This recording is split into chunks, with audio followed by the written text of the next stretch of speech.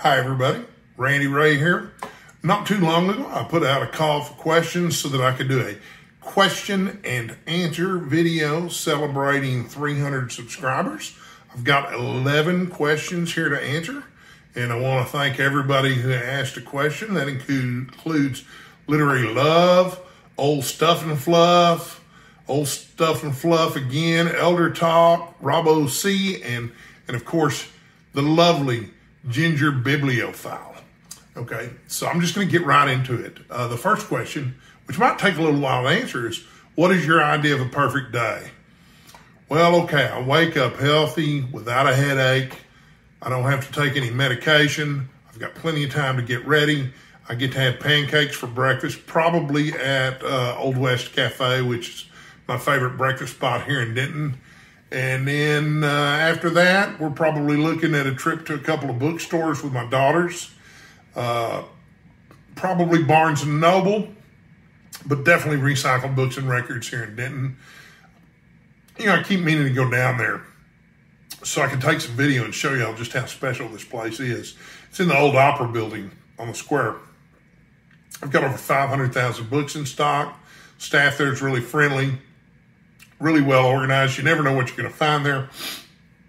A lot of the times you can find books that are in really great condition at really good prices there. So, you know, that's going to take up the morning. After doing some book shopping, we're probably going to have lunch somewhere, maybe Tex-Mex or something like that. I don't know. And then we're going to go to a matinee.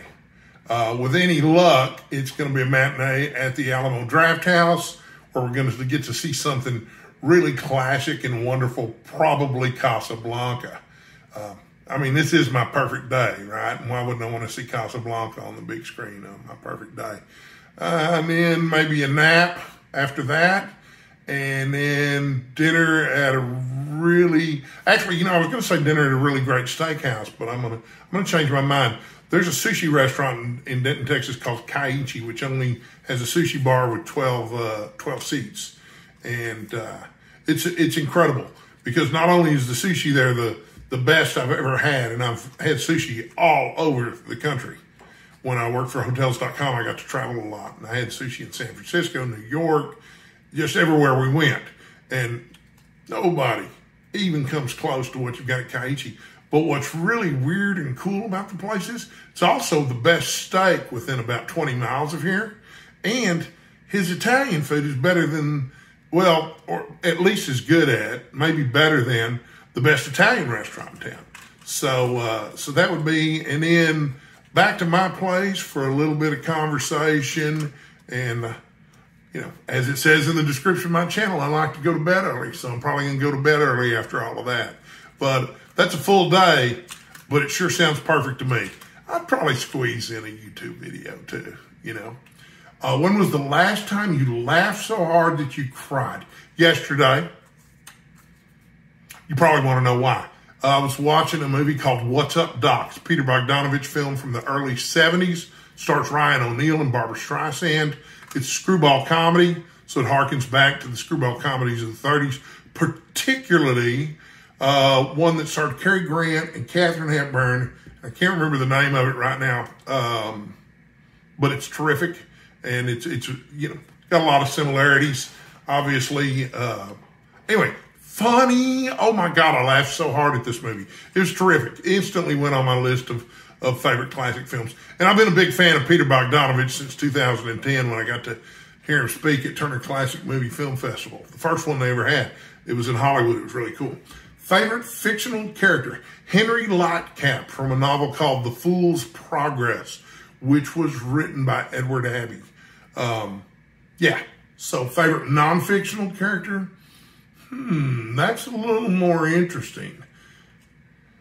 Favorite non-fictional character? Golly, that's tough. I'm going to go with, you know, I reserve the right to change the answers to any of these anytime I want to.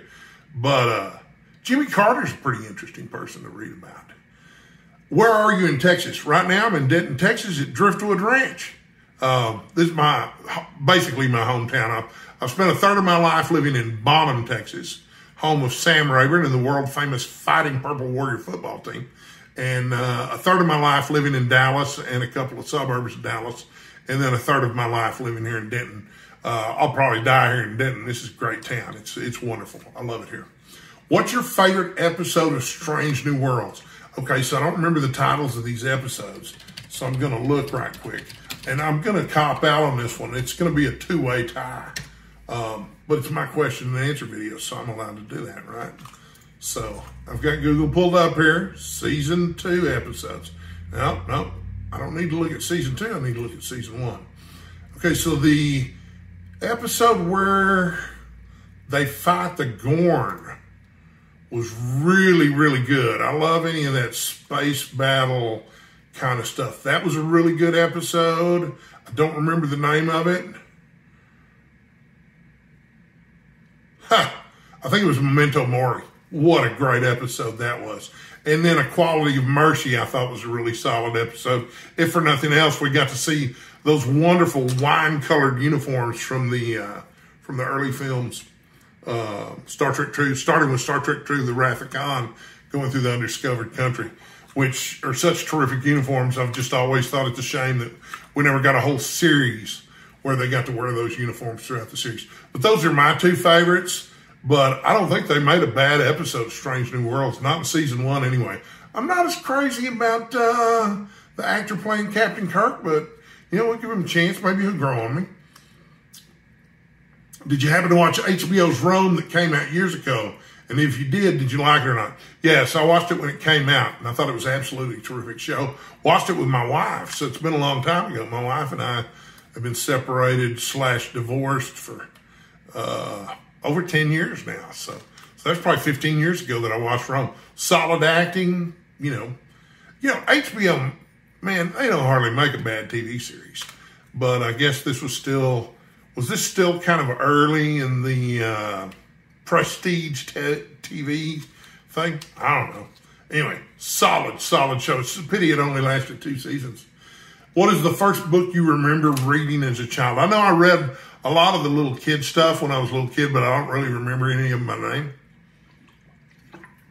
And I read, the Beverly Cleary stuff and the Are You There, God, It's Me, Margaret, whatever. I had Hardy Boy and Nancy Drew at the house. I know I read those when I was young. But in terms of something that I really remember reading was The Hobbit. That was the first book I really remember reading. And I read it fairly early, too. I'd read The Lord of the Rings 6 times by the time I was in 6th grade. I think the first time I read Lord of the Rings, I was in 3rd or 4th grade.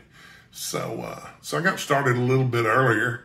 Not anything to brag about. That's just what I happen to like. I wasn't good at sports, and I was, believe it or not, even though I'm a big old burly man now, I was kind of a sickly child.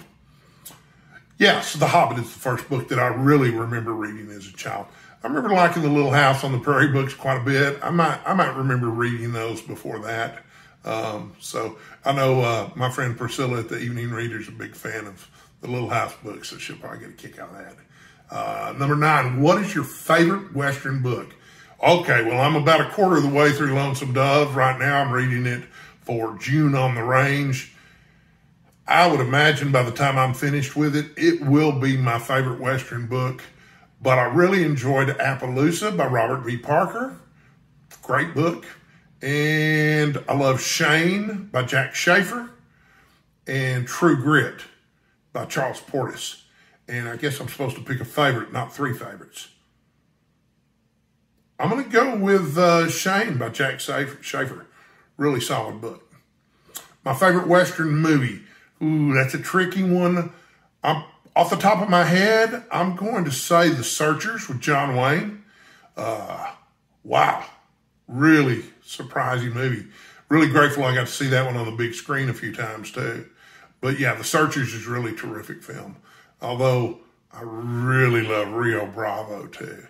If you want a really great double feature, watch High Noon and follow it up with Rio Bravo. Because Rio Bravo was actually created as a response to High Noon. In High Noon, you've got a sheriff who can't get anybody in town to stand up with him against the against the bad guys. But in Rio Bravo, John Wayne can't get the townspeople to let him face the bad guys alone. he's the only one that's really capable of facing him. He's got this young kid with no experience. And then there's Dean Martin as the drunk. Great cast in Rio Bravo. I'm going to change it. Rio Bravo's my favorite. John Wayne, Dean Martin, and Ricky Nelson, and Angie Dixon. Hotter than a $2 pistol, I'm going to tell you, back in the day. How do you decide what to read? Golly, lately, I've got so many recommendations from BookTube here and stuff. Also, some of it has to do with what's on my shelf and what kind of mood I'm in. It's really pretty random and whimsical. I like to have little projects. For example, I'm reading my way through Steve Donohue's list of the top 10 science fiction and fantasy novels of 2022. I also have a list of 33 Star Trek novels that I'm planning to read over the next 3 months as part of Book Trek 2023. Stuff I just buy or pick up or hear about. The Firm, Steve Donohue mentioned it in a video and he had an extra copy, so I asked him to send it to me so I could read it.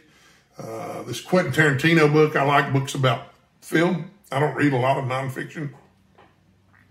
I think Crash was recommended by Clifford Lee Sargent over at Better Than Food, which is a great BookTube channel. If you're not subscribing to Clifford Lee Sargent, you probably should be.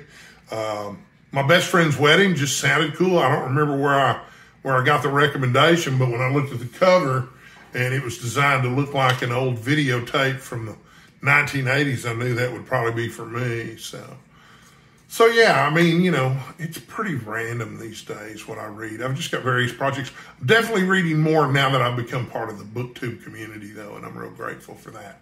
So anyway, there's my answers to the 11 questions to celebrate 300 subscribers. I'm probably going to wait till I hit 1,000 subscribers before I do another question and answer video. These are a lot of fun. People seem to like them. So anyway, thanks for watching all the way through all those questions and answers if you did. And I'll be back with more videos soon, God willing.